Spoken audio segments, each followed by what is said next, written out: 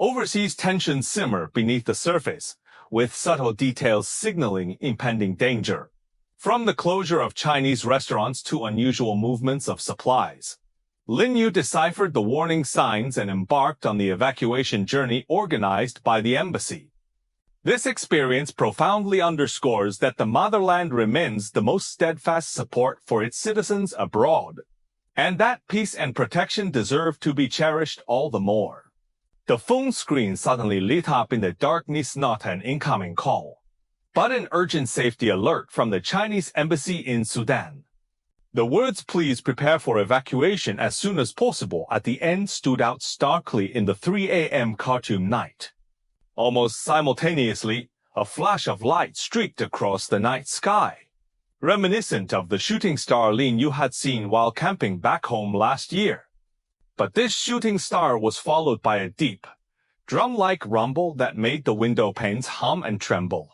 He bolted upright in bed, palms clammy with cold sweat. Flashes of the past month's accumulating anomalies flooded his mind. This wasn't isolated friction, but the final warning of escalating tensions. Like dark clouds swirling before a storm, the moment of downpour had finally arrived. No one could have imagined that his nearly 2-year stint of stable work would conclude in such a heart-stopping manner. The evacuation journey ahead would prove far longer and more perilous than he had ever anticipated. As an engineer on a Chinese aid project, Lin Yu had been working in Sudan for nearly 2 years.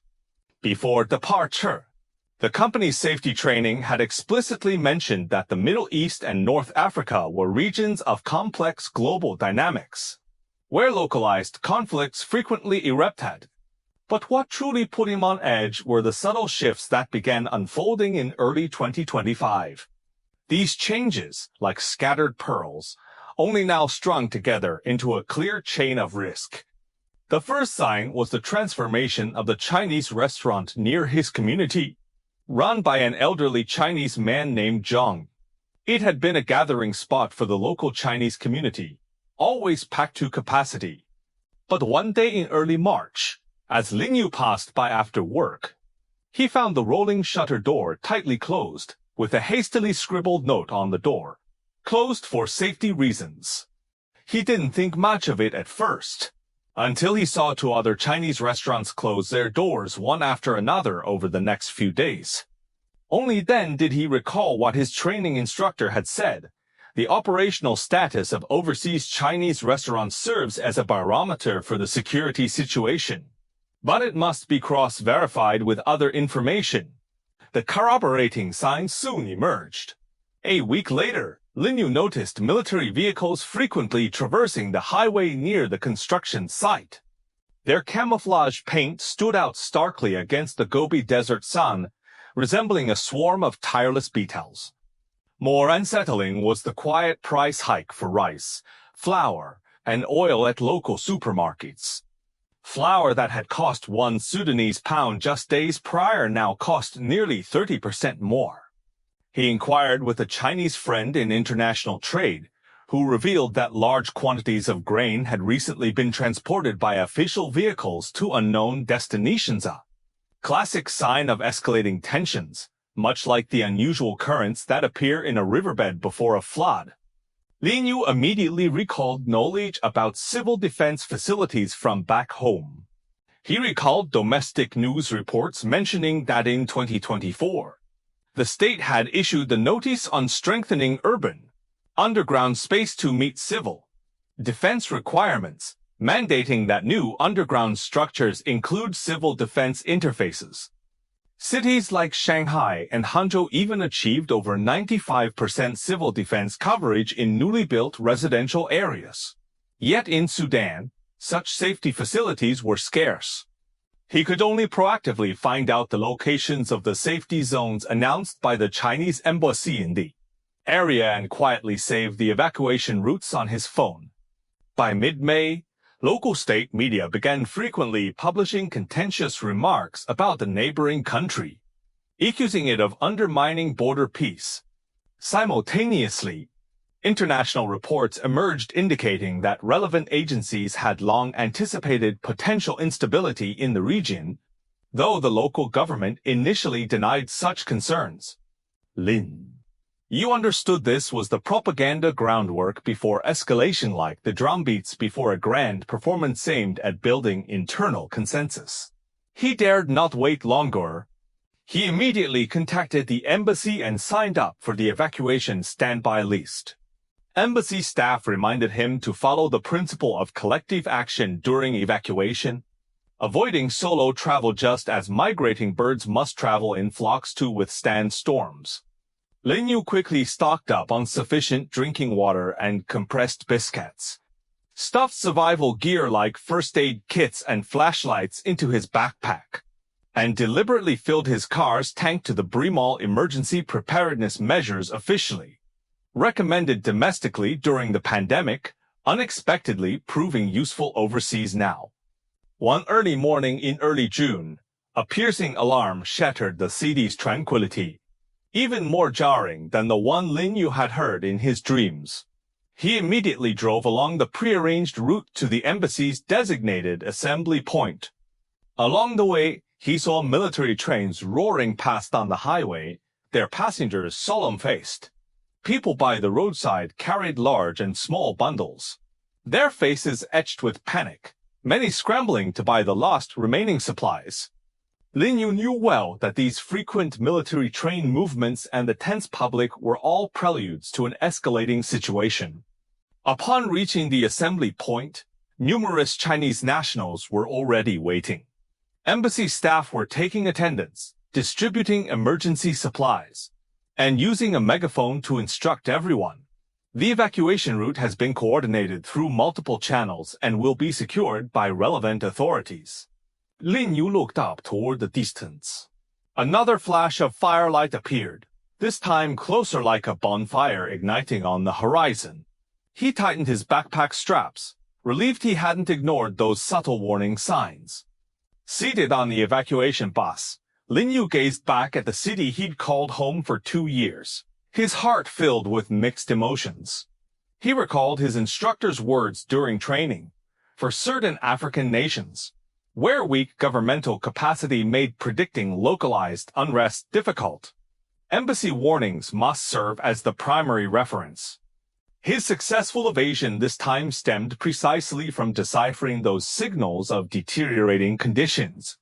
Just as sailors predict storms through waves and wind patterns, ordinary people can sense approaching danger through anomalies in daily life.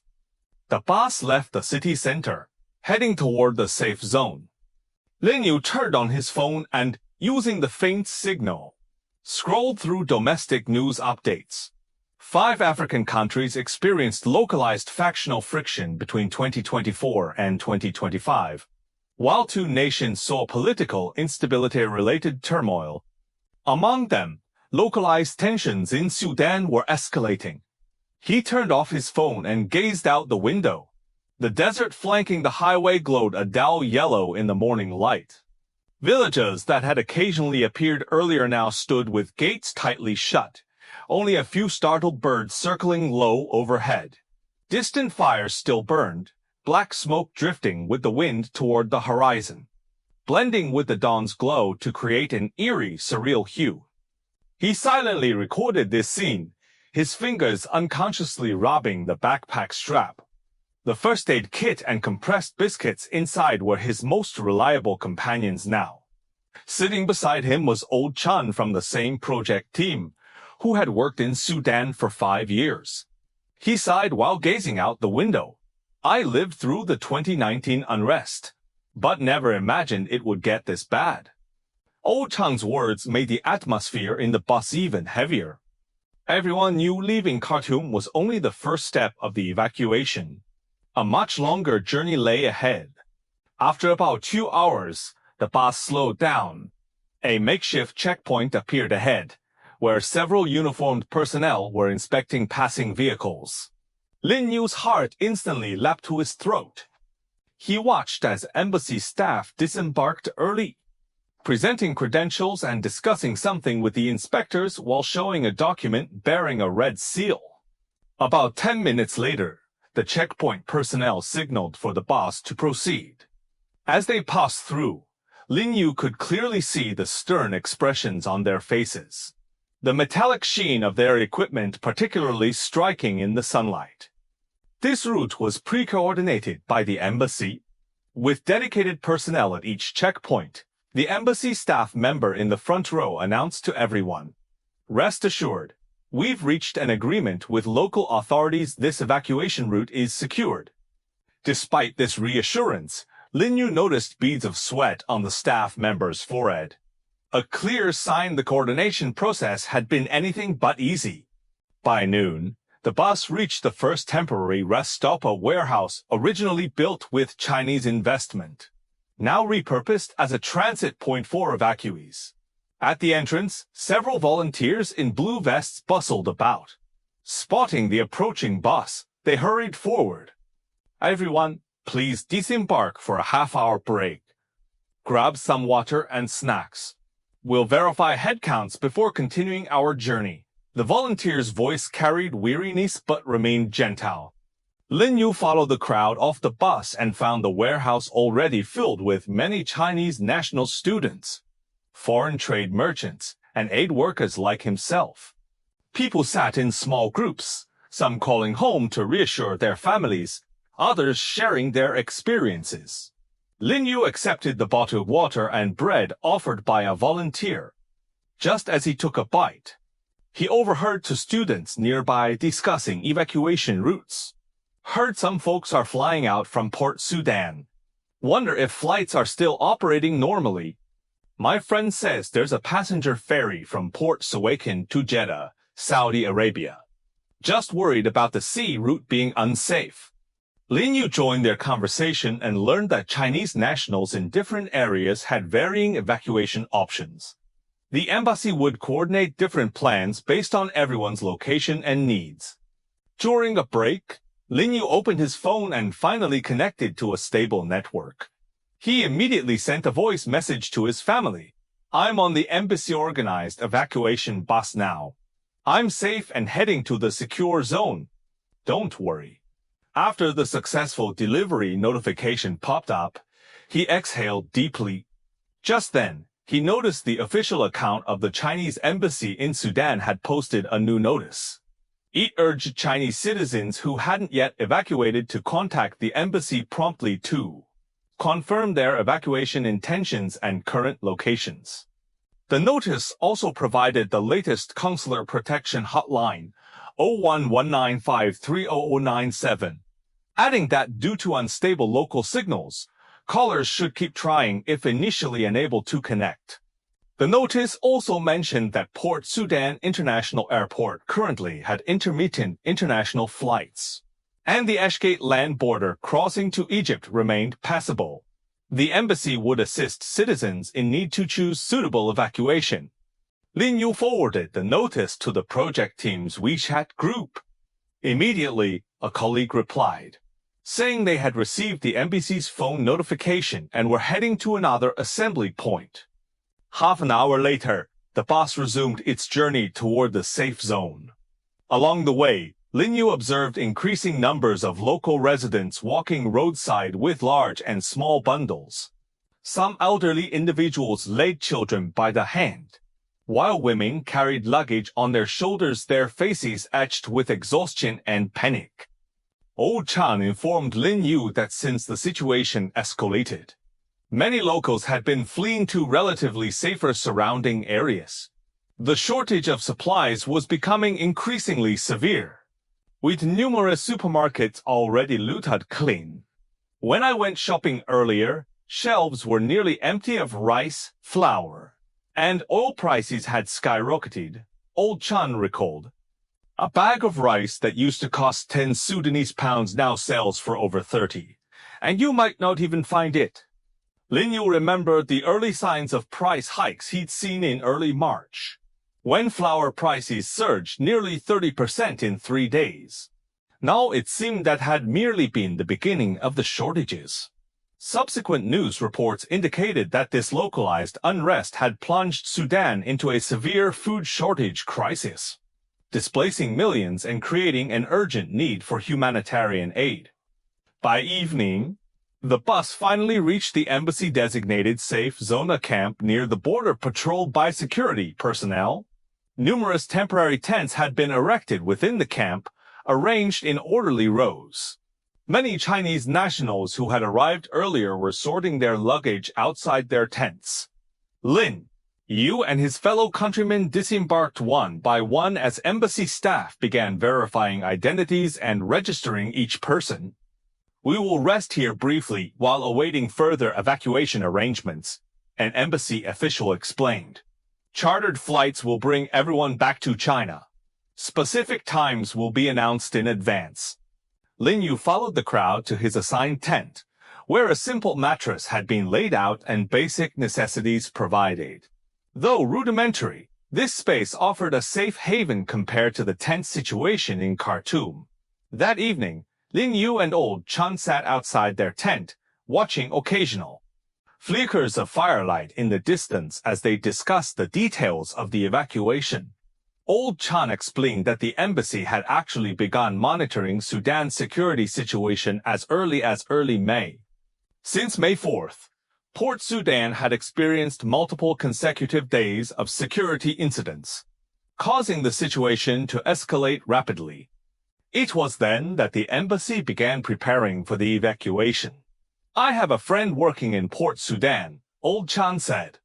He mentioned that by mid-May, the embassy had already sent people to the area to assess the situation and coordinate evacuation routes. "The orderly execution of this evacuation is entirely due to the embassy's extensive preparatory work," Lin Yu nodded, recalling how meticulously the embassy staff had explained the evacuation procedures and precautions when he registered in mid-May. Every detail from selecting assembly points and preparing supplies to planning travel routes had been thoroughly considered. On the second day of rest in the safe zone, Lin Yu met more Chinese nationals evacuated from different regions. Among them was Wang Meng, a Chinese student studying in Iran who had traveled here via multiple stops, preparing to board the chartered flight home with everyone else. Wang Meng told Lin Yu that he had been studying in Tehran, Iran. After cross-border security incidents erupted locally, the situation became extremely tense. Coordinated by the embassy and the student association, he and other international students departed Tehran by bus, heading northwest toward the Azerbaijan border. The bus ride from Tehran to the border took 8 hours, and we waited nearly 10 hours at the border checkpoint before passing through, Wang Meng recalled. After entering Azerbaijan, the local Chinese Overseas Association arranged free buses to pick us up.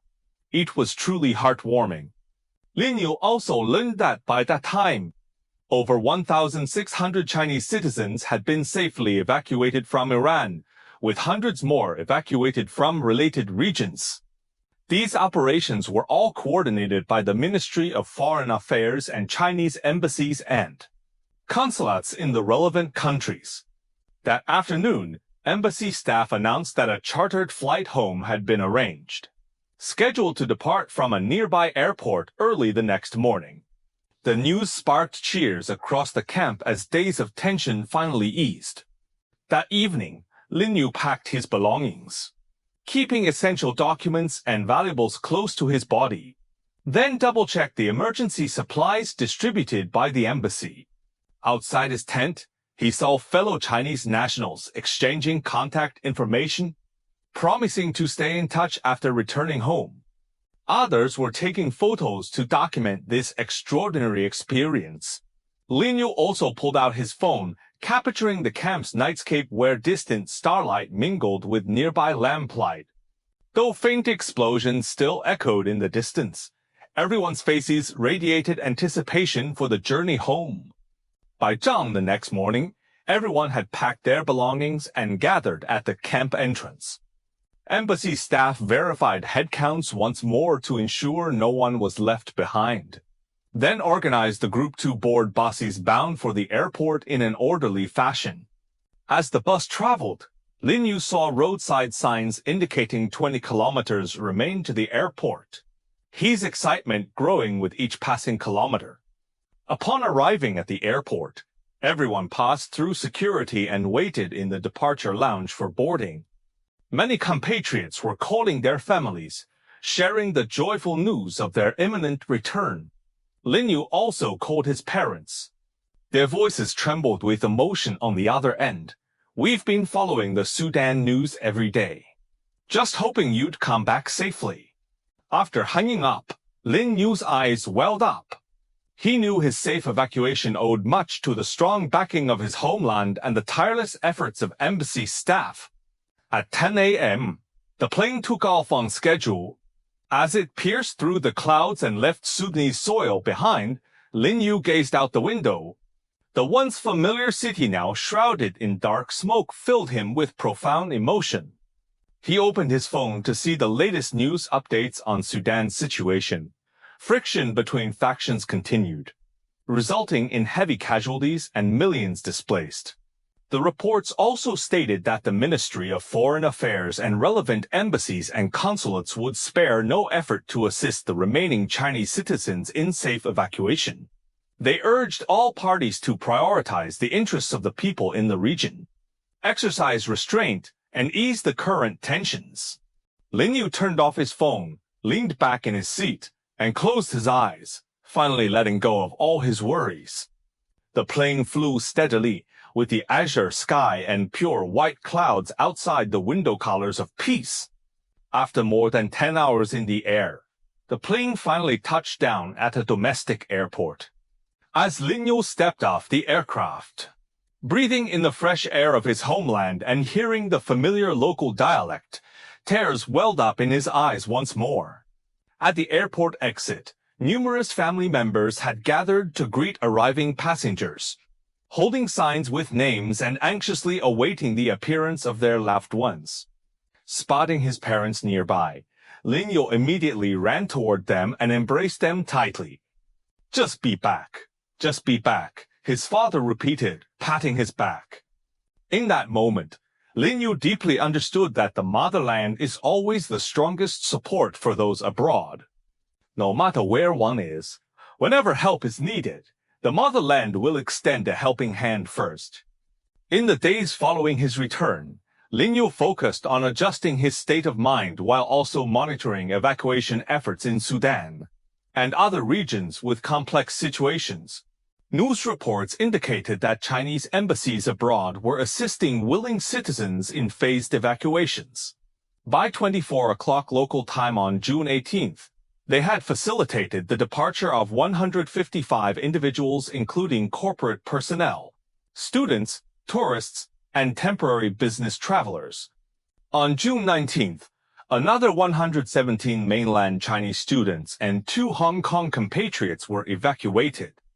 Chan, a Chinese student at a local university, stated in an interview that upon seeing the embassy's evacuation notice, they immediately contacted the embassy.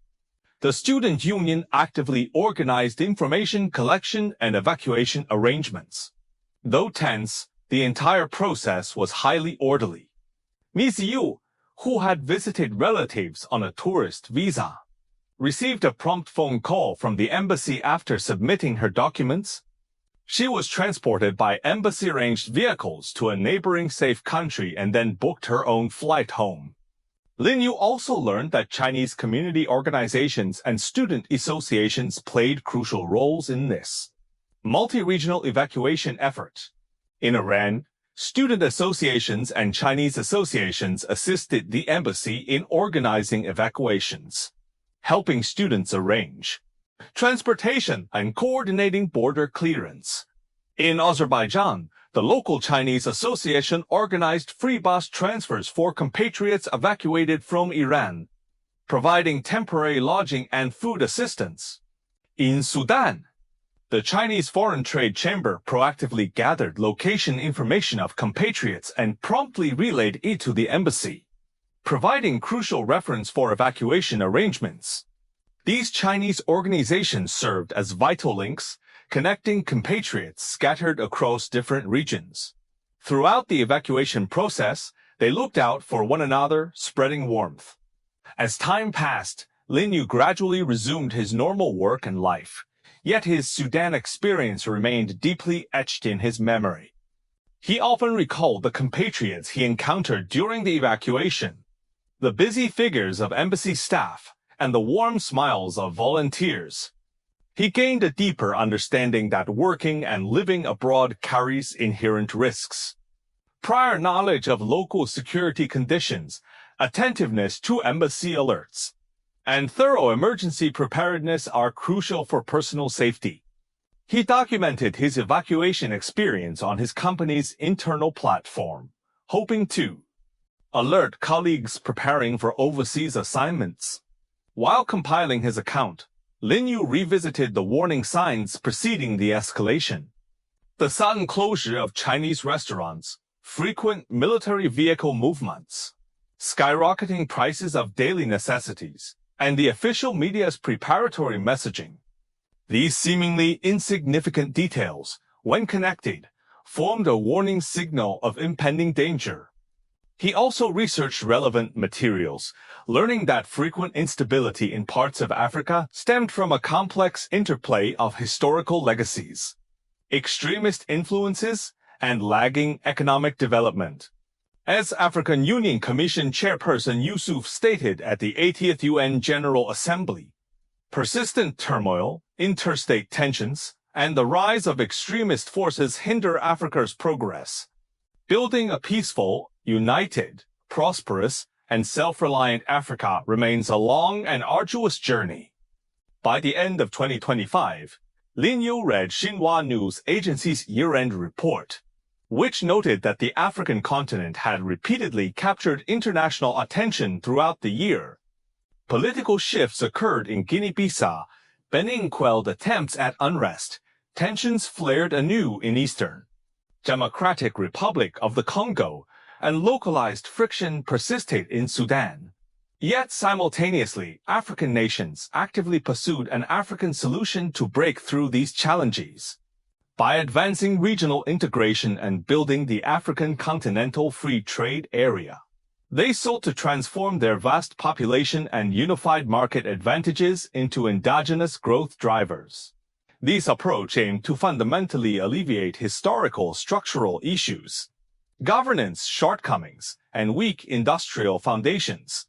Lin Yu sincerely hopes these regions will soon achieve peace and stability, enabling local residents to live secure lives and allowing overseas compatriots working or studying abroad to focus on their endeavors without worry. On the eve of the Spring Festival, Lin Yu received an email from the embassy. It thanked him for his active cooperation during the evacuation process and reminded him that if he traveled overseas again in the future, he must log into the Chinese Consular Service Network in advance to understand local safety information and register his personnel and overseas institutional details. This would ensure timely assistance from the embassy in case of emergencies. The email concluded, "No matter where you are in the world, the Ministry of Foreign Affairs Global Consular Protection and Service Emergency Hotline, +8610123008, +861065612308, remains open for you." Reading these words, Lin Yu felt a deep warmth. He knew that as long as his motherland stood by him, wherever he was, he could feel this steadfast protection. On New Year's Eve, Lin Yu shared the festive dinner with his family, gazing at the dazzling fireworks outside the window, his heart brimming with emotion. The harrowing evacuation experience in Sudan made him cherish the peace and tranquility before him all the more. He recalled the fellow countrymen he encountered during the evacuation, the aid workers still holding their ground in conflict zones, and the embassy staff working tirelessly behind the scenes to safeguard overseas citizens. He silently prayed for all conflicts worldwide to end swiftly, for the light of peace to illuminate every corner of the earth. The warmth and inspiration he had found amidst the flames of war, the memories of protection and responsibility, would forever remain in his heart as the most precious treasures of his life. Today, Lin Yu continues to work on overseas projects for a Chinese enterprise. Yet before each international assignment, He dedicates extensive time to studying local security conditions and historical contexts, participates in company-mandated safety training, and prepares thoroughly for emergencies. He also shares his experiences with colleagues and friends, emphasizing the critical importance of overseas safety, reminding them to monitor embassy alerts and cherish the security safeguards provided by their homeland. He understands that peace is never guaranteed. It must be cherished and safeguarded by each of us. The strength of our motherland stands as our most steadfast support, enabling us to hold our heads high abroad and return safely when danger strikes.